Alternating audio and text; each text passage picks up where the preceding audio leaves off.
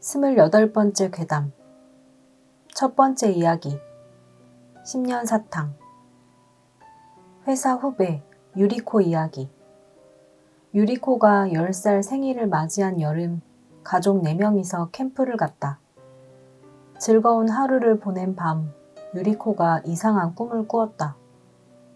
꿈속에서 유리코는 여동생과 입안에 든 사탕을 누가 제일 오랫동안 핥는지 내기를 했다. 사탕 내기에 이겨서 만족스럽게 돌아보니 아버지가 밖에서 누군가를 불러들이고 있었다. 손에 든 짐을 현관 옆에 두고 아무 말도 없이 나간 건 유명한 배달 메이커 제복을 입은 사람이었다. 캠프장에서 빌린 산장의 배달. 그 위화감을 제외하면 딱히 이상한 점은 없었지만 유리코는 어째선지 저 사람은 들여보내서는 안 되었다고 생각했다. 그리고 그 생각은 상자 내용물을 본 순간 보다 큰 불안으로 바뀌었다. 배달된 짐은 검붉은 자그마한 벌레가 든 커다란 병이었다. 그 벌레가 때때로 반딧불이처럼 빛을 내는 걸 보고 유리코는 꺼림칙하게 여겼다. 생각이 정리되지 않은 채 부모님의 재촉을 받고 바닥에서 잠을 자던 유리코는 잠이 들기 직전에 어째선지 벌레가 왜 배달되었는지 알게 되었다. 그 벌레는 뭔가를 안내하기 위한 이정표. 그 벌레가 있으면 뭔가가 여기에 와버릴 거라는 것. 그 존재를 그냥 보내기 위해서는 저 병을 절대로 열어서는 안 된다는 것. 유리코는 벌떡 일어나 황급히 내려왔지만 때는 이미 늦었고 아버지가 병을 열어 안에 있던 벌레를 죽이고 말았다. 울면서 지금 떠오른 생각을 말하는 유리코. 하지만 어린애가 하는 말이니 좀처럼 부모에게는 전해지지 않았고 가족들이 혼란스러워하던 도중에 숲속에서 북소리가 쿵쿵 울렸다. 부모도 안색이 새파래져서 유리코에게 숨으라고 지시했다. 유리코는 반사적으로 선반 안에 도망쳐서 숨을 죽였다. 하지만 혼자 있으니 불안해서 견딜 수가 없었다. 참을 수 없어서 선반 문을 열고 몰래 밖을 보니 방 중앙에 아버지와 어머니, 그 둘 사이에 여동생이 끼어서 떠는 게 보였다. 그 주변을 검은 그림자들이 둘러싸고 좌우로 흔들거리고 있었다. 그림자는 본체가 없고 그저 연기가 피어오르는 것처럼 보였다. 자세히 보니 유리코 가족 정면에 여자가 서 있었다. 잘 안 들렸지만 조용한 어조로 왜 벌레를 죽였는지 질책하고 있는 것 같았다. 그 여자가 갑자기 고개를 돌려 선반 안에 있는 유리코를 보았다. 유리코는 심장이 철렁했다. 아, 또 하나 있었구나. 조용하고 느릿느릿한 어조가 무척이나 무서웠다. 유리코는 이를 딱딱 부딪히며 떨었다. 여자는 비웃더니 한 손을 들고 유리코에게 손짓했다. 그걸 본 순간 유리코 안에서 강한 의지가 싹 텄다. 그건 나쁜 짓을 했으니 솔직히 사과해야 한다는 어린애 특유의 도덕심이었다. 각오를 다진 유리코는 여자 앞에 나왔다. 죄송해요. 용서해 주세요. 부탁드려요. 몇 번이고 반복해서 사과하니 눈앞에 있던 여자가 유리코의 어깨를 잡았다. 너는 영리하구나. 그러고 보니 법칙을 깨달은 것도 너뿐이었네. 그럼 내게 가족을 살릴 기회를 주마. 그렇게 말하며 여자가 웃었다. 그녀는 유리코를 의자에 앉히고 유리코에게 부드럽게 말을 걸었다. 너희는 아까 사탕을 오랫동안 입에 물고 있는 내기를 했지? 이 사탕을 계속 입에 넣고 있는다면 너의 가족을 살려주마. 내민 사탕은 크고 황갈색을 띠고 있었다. 유리코는 이 내기에 강하고 늘 제일 오랫동안 사탕을 물고 있었기에 자신의 참을성에 자신이 있었다. 이 이야기를 들었을 때도 내심 이걸로 살았다, 안도하고 승낙했다. 하지만 유리코가 사탕을 입에 무니 여자는 온화하던 표정을 싹 바꾸고 무시무시한 눈으로 유리코를 노려보더니 터무니없는 말을 했다. 그럼 10년 동안 사탕을 입에 물고 있어라. 10년. 그렇게 긴 세월 동안 사탕 한 개를 물고 있으라니 불가능했다. 유리코가 항의하려던 순간 세상이 빙글 돌아가는 감각이 들고 기나긴 악몽에서 눈을 떴다. 유리코는 산장 침대에서 눈을 떴다. 창밖에서는 이미 일어난 가족이 화기애애하게 이야기를 나누고 있었다. 부스럭부스럭 채비를 마치고 밖으로 나가니 가족들이 깜짝 놀랐다. 유리코의 왼쪽 뺨이 마치 혹부리 영감의 혹처럼 부풀어 올랐기 때문이다. 이 혹은 겉으로 보이는 것보다 더 크게 입안에서 부풀어 올라 있었다. 아침을 먹을 때도 입안에 튀어나온 종양 때문에 제대로 씹지도 못하고 맛도 이상해졌다. 후두둑 먹을 걸 흘리는 딸을 보고 부모는 빨리 캠프를 끝내고 병원으로 갔다. 병원에서 검사해보니 혹은 악성 종양이 아니기에 간단한 절제 수술로 떼어낼 수 있었다. 수술 자국도 남지 않는다는 말을 듣고 부모는 가슴을 쓸어내렸으나 유리코는 그렇지 않았다. 유리코의 얼굴을 보고 놀란 간호사가 이렇게 말했기 때문이다. 커다란 사탕을 물고 있는 것 같구나. 그 말을 듣고 유리코는 꿈에서 한 약속을 떠올렸다. 10년간 사탕을 입에 넣고 있어라. 그럴 수 있다면 가족과 네 목숨을 살려주마. 어렸지만 유리코는 이 혹이야말로 10년 동안 입에 넣고 있어야 할 사탕이라는 걸 깨달았다. 수술을 하면 혹은 쉽게 떼어낼 수 있다. 하지만 유리코는 절대로 혹을 떼지 않겠다고 말하며 히스테리를 부렸다. 평소에 얌전하던 유리코가 돌변하자 부모는 당혹감을 감추지 못했다. 처음에는 수술이 무서워서 그런 거라고 생각하던 부모는 점잖게 달래려고 했지만 너무나도 완고한 딸의 태도에 아버지가 화를 내었다. 네 멋대로 해. 결국 악성도 아니고 불편하면 금방 떼어내달라고 하겠지. 친구가 놀리면 바로 떼어내달라고 하겠지.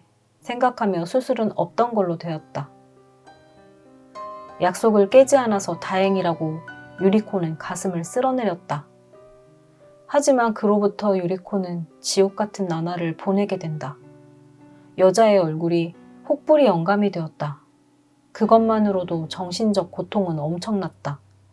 길을 걸어가면 사람들이 호기심 어린 눈으로 바라보고 근처 아줌마들이 어떻게 된 거냐고 집요하게 캐물었다. 반 애들은 놀려대고 그게 괴롭힘으로 발전해 유리코의 성격도 그늘지게 되었다. 그래도 유리코는 수술을 하지 않았다.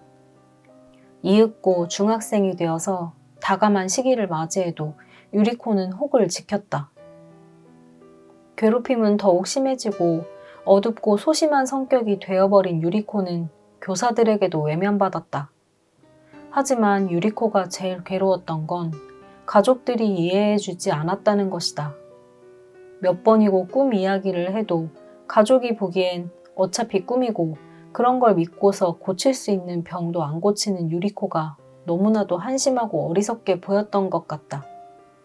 특히 그녀의 혹 때문에 한때 똑같이 괴롭힘을 받은 여동생은 유리코를 욕하면서 냉대했다. 그런 세간의 차가운 시선에도 가족들의 수술 강요에도 실력 행사에도 굴하지 않고 드디어 10년째 여름을 맞이한 유리코의 20살 생일. 그날 드물게 가족 모두가 집에 있었고 무슨 바람이 불었는지 계속 무시해오던 유리코의 생일을 축하하게 되었다. 생일 케이크를 준비하고 촛불을 켜고 불을 껐을 때 계속 고개를 숙이고 있던 여동생이 획 고개를 들더니 눈을 뒤집어 까면서 중얼거렸다. 아까워라. 그건 여동생 목소리가 아니었다. 그 말이 끝나자마자 촛불에 흔들리던 여동생의 그림자가 한순간 커다란 여자 얼굴로 변했다. 그 얼굴은 유리코를 노려보고 사라지는 걸 여동생을 제외한 가족들이 목격했다. 그때 또 다른 이변이 일어났다. 부모 눈앞에서 유리코의 혹이 쓱 공기가 빠지듯이 사라진 것이다. 유리코는 떨리는 손가락으로 왼쪽 뺨을 만지고 아무것도 없다는 걸 확인하더니 10년어치 눈물을 흘렸다. 지금 생각해보면 여동생이 혹을 떼라고 제일 많이 강요했었죠. 유리코는 고개를 푹 숙이면서 얼굴을 만졌다. 저희를 죽이고 싶었던 여성이 붙었던 것 같아요. 여동생은 그날 이후 조금 정신이 불안정해져서 상담을 받고 있다. 그리고 부모는 20살 생일을 맞이하고 며칠 후에 지금 사는 맨션과 계약해서 저를 생가에서 쫓아냈어요. 여동생 일도 그날 무시무시한 일도 전부 제 탓이라고 생각하는 모양이에요. 그 이후로 한 번도 만나지 않았어요. 유리코는 울 것 같은 얼굴로 웃으면서 마지막으로 정색하며 덧붙였다. 혹시 지금 그 꿈을 한 번 더 꾸고 똑같은 조건으로 사탕을 입에 넣는다면 저는 망설이지 않고 그 자리에서 깨물어서 전부 끝낼 거예요. 유리코가 10년간 물고 있었던 사탕. 가족의 목숨은 녹지 않고 남았어도 유대는 녹아 없어진 모양이다.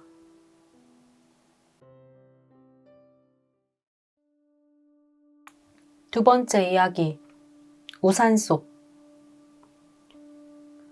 붉은 여자에게 말을 걸어서는 안 된다. 그건 내가 살고 있는 마을에서 언제부터인지 떠돌게 된 도시전설이었다.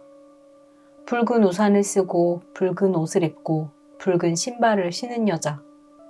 말을 걸면 유혹해서 황천으로 끌고 간다거나 빙의한다거나 결말이 애매모호하다.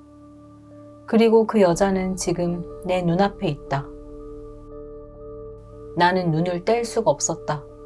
너무나도 아름다웠다. 우산으로 가려져 보이지 않았던 얼굴이 한순간 이쪽을 돌아본 순간 나는 사랑에 빠졌다. 지금까지 단 한 번도 첫눈에 반한 적은 없었다. 아무리 아름다운 여성이라도 나는 냉정하게 볼 자신이 있었다. 그런 내가 이토록 쉽게 사랑에 빠질 정도로 그 여성은 매력이 넘쳐 흘렀다. 그 여성은 신비한 여성이었다. 반드시 비가 내리는 날에 그 여자가 나타났다. 플랫폼, 비에 젖지 않는 곳인데도 불구하고 계속 그 여성은 우산을 쓰고 있었다. 늘 나는 반대편 플랫폼에 서 있었기에 나는 멀리서 바라볼 수밖에 없었다. 그리고 나는 드디어 참지 못하고 통근 도중인데도 불구하고 그 플랫폼으로 걸어가려고 했다. 뒤에서 누가 어깨를 두드려서 돌아보니 동료가 허연 숨을 토해내며 서 있었다.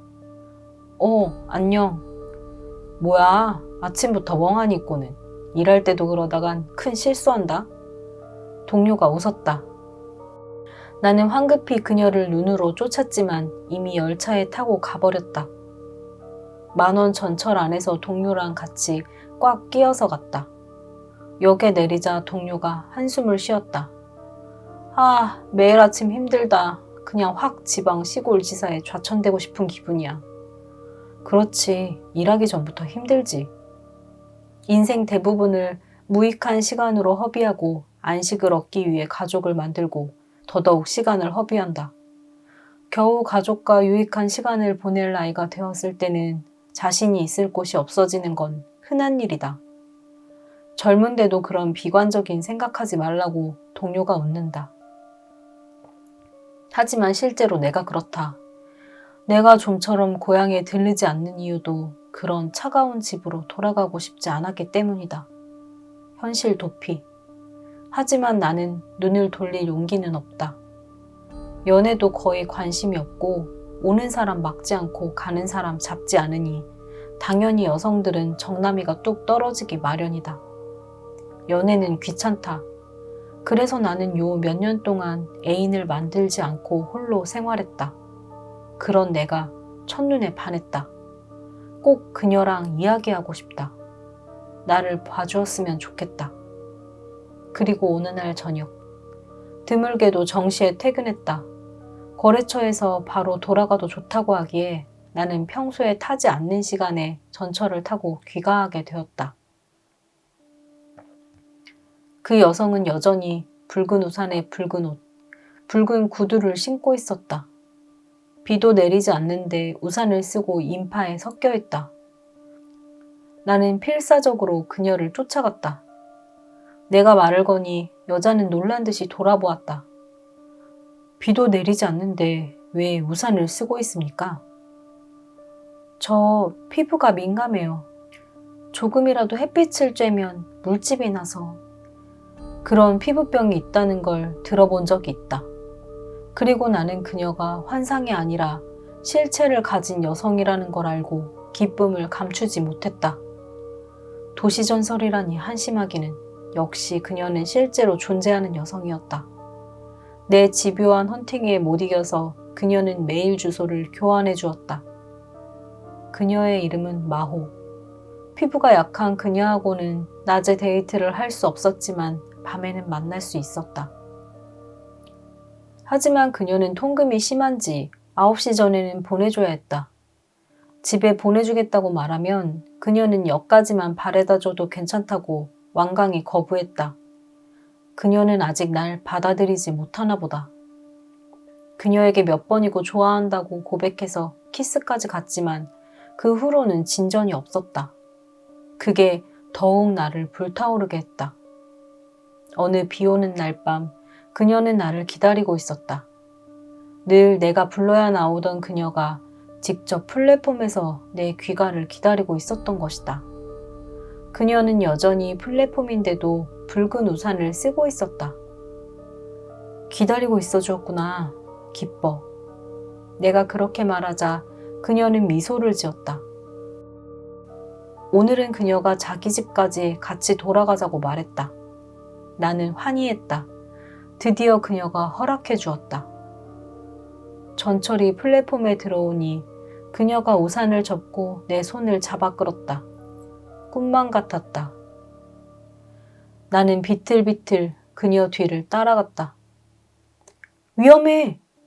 느닷없이 누가 내 손을 잡아 끌어서 나는 뒤로 넘어질 뻔했다. 그리고 코앞에 쌩하고 지나가는 전철. 손을 잡아당겨준 건 동료였다. 그녀는? 무사해? 나는 바로 동료에게 물었다. 어? 무슨 말을 하는 거야? 네가 비틀거리니까 걱정되어서 와보니 느닷없이 열차에 뛰어들려고 했다고. 대체 무슨 일이 있었던 거야? 여자가 있었잖아. 붉은 옷에 붉은 우산을 가지고 있던 여자. 그거 내 애인이야. 그녀는 어딨어? 그런 여자 없어. 너 머리 괜찮냐? 농담이지? 나는 지금까지 있었던 일을 전부 말했다. 지금까지 건너편 플랫폼에 붉은 우산을 쓴 여자가 있었다는 것, 말을 걸어서 사귀기로 했다는 것. 나도 지금까지 계속 너랑 같은 역에서 탔는데 그런 여자는 본 적이 없어. 그렇게 눈에 띈다면 금방 알아차렸을 거야. 동료가 그렇게 대답했다. 그녀는 환상이었던 건가? 그날 이후 그녀는 전혀 연락해 오지 않았고 전화번호도 없는 번호라고만 나왔다. 시리에 빠진 내게 저녁, 오마가도키라고 불리는 시간대에 그녀는 다시 나타났다. 오마가도키, 해가 지는 낮과 밤의 경계, 인간과 마물이 분간되지 않는 시간대. 그녀는 드물게도 우산을 쓰고 있지 않았다. 우산을 쓰지 않으면 피부가 문드러진다고 하지 않았나? 그녀는 멍하니 저녁로를 바라보고 있었다. 그리고 나는 위화감을 느꼈다. 오가는 사람들의 그림자가 길게 늘어나는데도 불구하고 그녀의 발밑에는 그림자가 없었다. 나는 겨우 깨달았다. 그리고 그녀가 알아차리지 못하도록 몰래 뒤로 다가가서 그녀에게 말했다. 그림자는 어쨌어? 그녀가 우산을 쓰고 인파에 섞인 이유는 이걸 숨기기 위해서였다. 자신에게 그림자가 없는 걸 숨기기 위해서. 이상한 복장을 하고 있으면 자연스레 발밑에 있는 그림자가 아니라 그녀의 모습만 주목할 테니까. 그리고 그 모습을 볼 수 있는 사람은 한정되어 있을 것이다. 그날부터 그녀는 계속 나랑 살고 있다. 그게 내 바람이었으니까. 인간에게 정체를 들킨 마물은 계속 그 인간이 하는 말을 들어야 하니까.